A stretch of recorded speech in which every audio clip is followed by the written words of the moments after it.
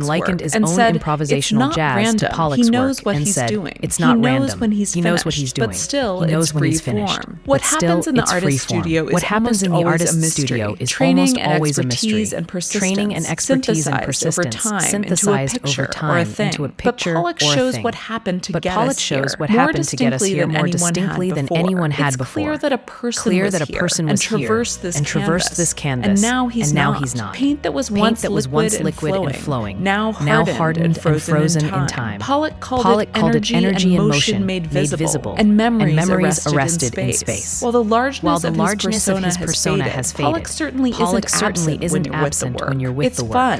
It's fun and almost irresistible to imagine being Pollock. There are lots of things you can think about when looking at this work. How a lot of painting tries to hide the fact that it is indeed made of a viscous substance, while a Pollock allows the paint to revel in its true liquid self. You can think about how the picture plane is at once shallow and dense, and also overwhelmingly expansive, pointing to the infinity that lies beyond. You can make note of the variety of markings and textures, and the tension between planning and accident. What's the difference between drawing directly on the canvas or in the space just above it? Everything and nothing. That bit of distance relinquishes authorship and allows gravity and chance and life to play a part. That we reside. It's in that distance that we reside in that nebulous area between conscious and unconscious where so much of life can be found. These pictures are not easy to read. There is no beginning and no end. There is no beginning and no end. An idea Pollock in these considered a lines compliment. And layers and residues, there is new information blotting out old.